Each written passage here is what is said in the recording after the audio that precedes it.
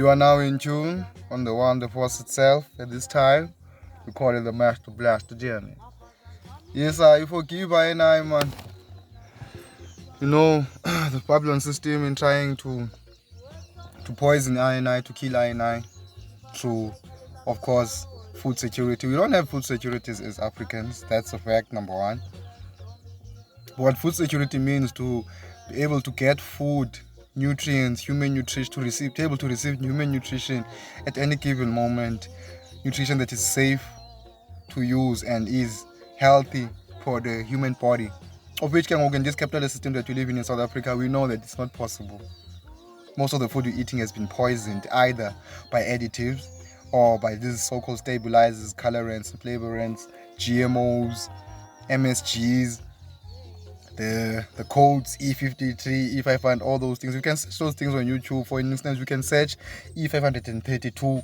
You will be surprised that what that E532, and you will be surprised why are they using it. For instance, Lay's chips. Sorry, there's a phone call, but I won't be taking it from Durban. I wonder, using a landline. So, like I was saying, my main point for this discourse, obviously, is the fact that we as the Rastas, we find ourselves in big trouble. But however, we also find ourselves in the most possible and most time to be whereby we can do anything. Basically, there is no impossibilities in the time we have now as the Rastas. The only thing that is left is for the unity of thought to be practiced, to be skilled, and to be used, obviously through black organizations. You can choose whichever organization which suits you, so long it's for the advancement of the African struggle. Because one thing we should know, that whether you're a Rasta, whether you're not a Rasta, whether you're a black conscious fellow or a black sympathizer, if you can put it in that aspect, the fact remains that you are all eating food that is not checked fully.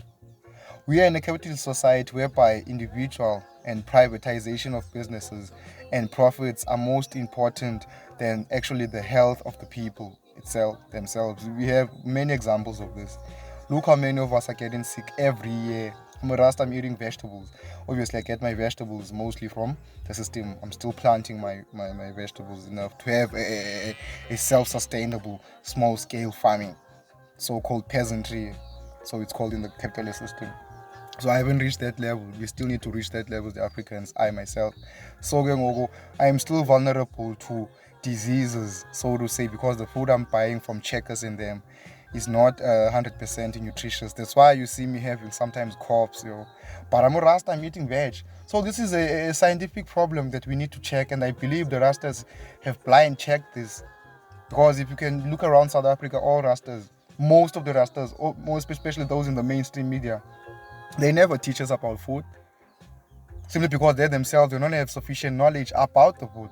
They don't have sufficient knowledge about human nutrition. I have African tongue, so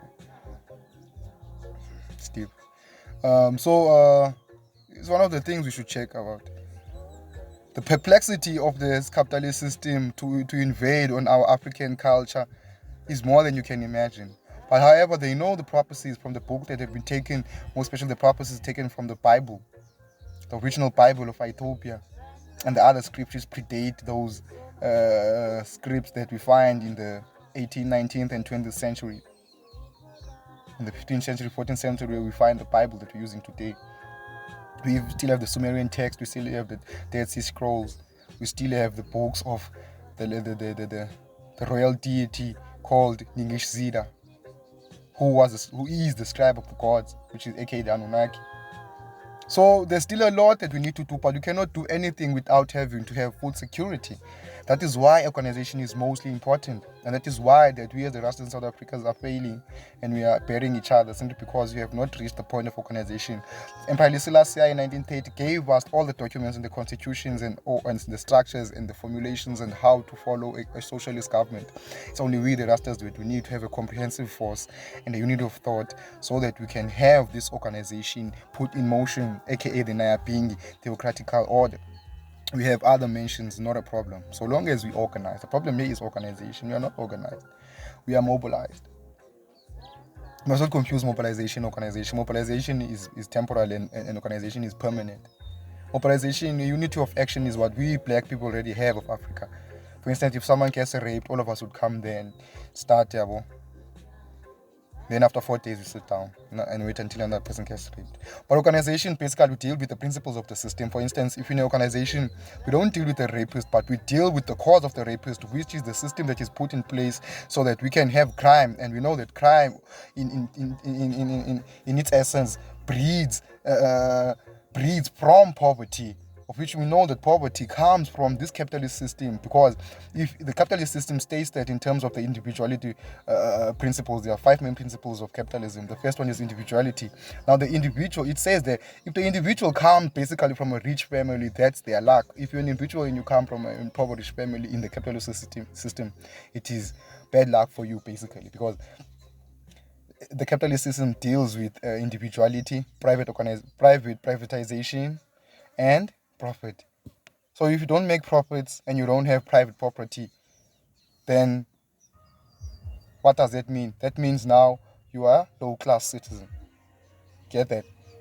So most Rastas in South Africa come from low-class citizenship. Our parents have been enslaved by the apartheid system. So not all of us have had access to university. That's why it's important that not to ridicule and criticize knowledge and sciences that come from the new generation of Rastas, because I represent the new generation of Rastas. But I will give thanks to Rastafari. There's more to be revealed in this time. We know that the pharaohs have always prevailed, the pharaohs of Egypt, even before the first dynasties, the Anunnaki were there. In essence, the black man is the face of Jah, in essence, because the black man represents the African superiority, in a sense of Africa is superior in the sense of its African culture. In a sense of Africa does not infringe on other cultures. In a sense of Africa has a tolerant culture. In a sense that African understands that the human race is nothing, but it is nothing scientific about the human races. In the sense of that we as the people are one human race. There's no color. We as African people understood this long time ago. I will end it from there until more in time. You are now in tune. On the one force itself at this time. Calling the Holy Master blessed gem. I'm rushing time because you see me kicking on my words, because I'm basically on duty. And I'm talking about duty, I'm talking about farming actually.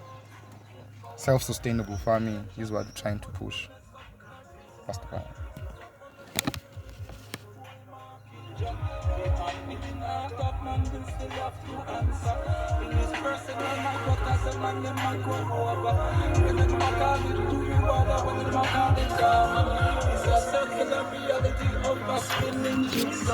It's not covered wagon, this time in the space transfer.